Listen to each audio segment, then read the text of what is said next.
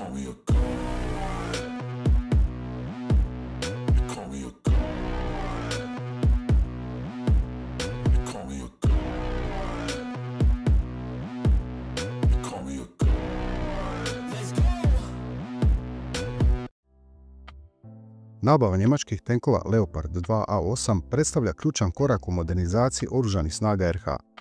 U vremenu kada se sigurnosni izazovi na europskom kontinentu intenziviraju, posebno nakon ruske agresije na Ukrajinu, zemlje članice NATO-a ulažu dodatne napore u jačanje svojih obrambenih sposobnosti.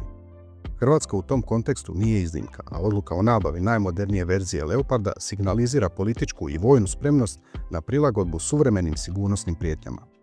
Među najvažnijim elementima nove konfiguracije Leoparda 2A8 jest ugradnja sustava aktivne zaštite Trophy koji u značajnoj mjeri mijenja način na koji se tank koristi i njegova učinkovitost na bojištu.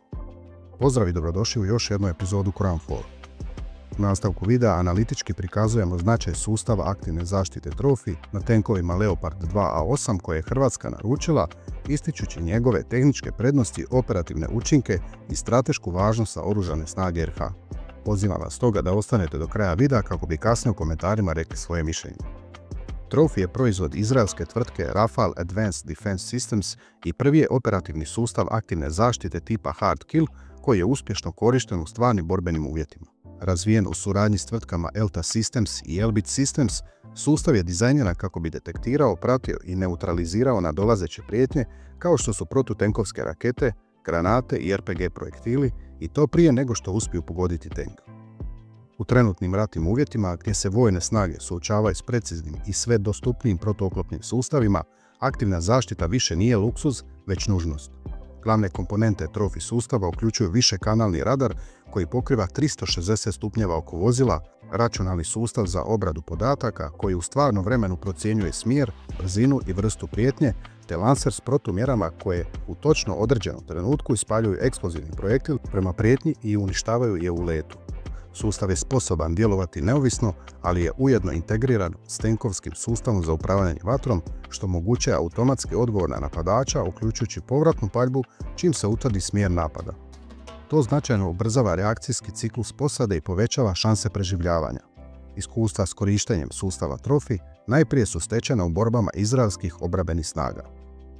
Tenku Merkava MK4 na kojem je Trophy prvi put implementiran, sustav je osigurao iznimno visoku stopu preživljavanja u sukobima s militantnim skupinama koje su koristile RPG-ove i vođene rakete. Izraelska vojska izvještava da nijedan tank s Trophy sustavom nije uništen u borbi ako je sustav bio u funkciji pravilno postavljen. Ovi rezultati učinili su sustav izuzetno traženim i među zapadnim saveznicima, uključujući Sjedinjene Američke Države, koje su ga integrirale na svoje tenkove Abrams. U slučaju tenka Leopard 2A8 Trophy se ne dodaje kao naknadna oprema, već je potpuno integriran u dizajn platforme. Ta integracija zahtijevala je tehnička prilagođavanja, poput proširenja električne infrastrukture i pojačanja dijelova oklopa na koje se montiraju radari i lanseri. Također, Trophy je povezan s ostalim digitalnim sustavima na tenku što omogućuje dijeljenje podataka o napadaču s drugim jedinicama na bojištu. Ova mrežna povezanost omogućuje djelovanje u skladu s doktrinom mrežno-centričnog ratovanja gdje svaka borbena jedinica ne djeluje izolirano, već kao dio umreženog sustava koji raspolaže informacijama u stvarnom vremenu. S obzirom na sve navedeno, integracija Trophy na tenkovima koje će koristiti Hrvatska ima višestruko značenje.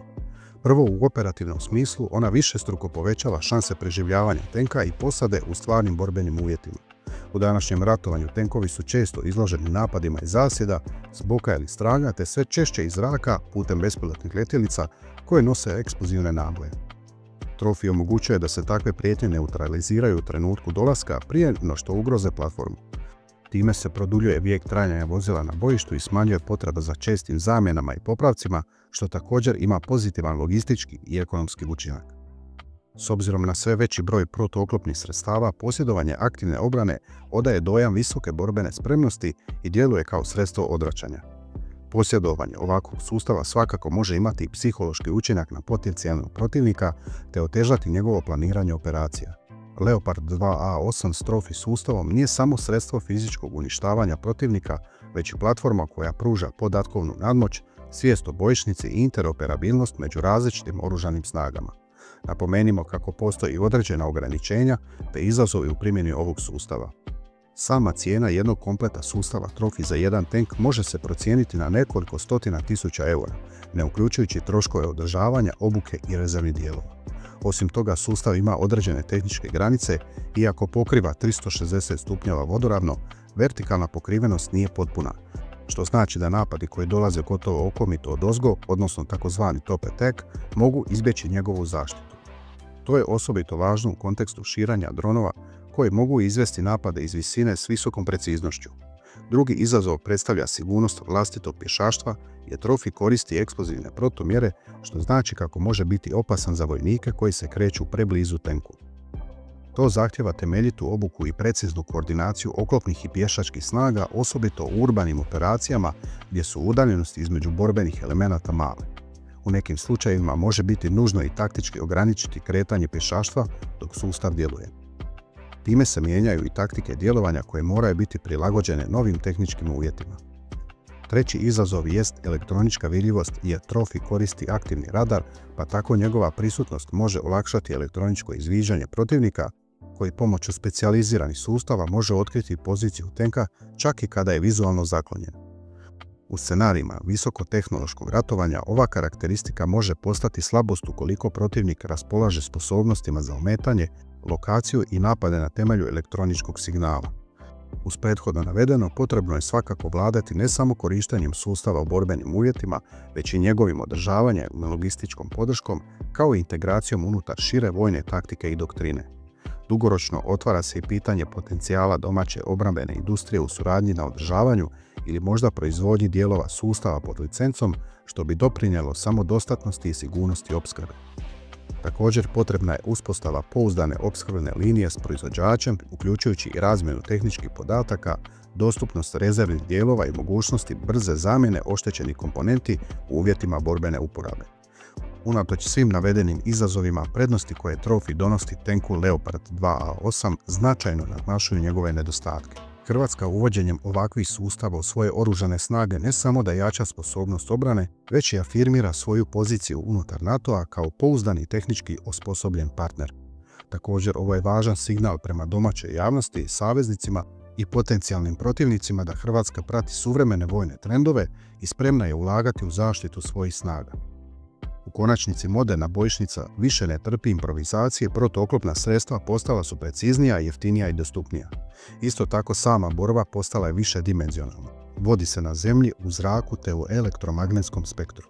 U vremenu kada je zaštita vojnika i opreme jednako važna kao i njihova vatrena moć, ulaganje u sustave kao što je Trophy pokazuje stratešku zrelost i političku odgovornost. U komentarima napišite svoje mišljenje na ovu, prijedloge za nove teme, vidimo se u nekim od sljedećih videa. Ako još niste, pogledajte moja ostala videa. Hvala vam na gledanju.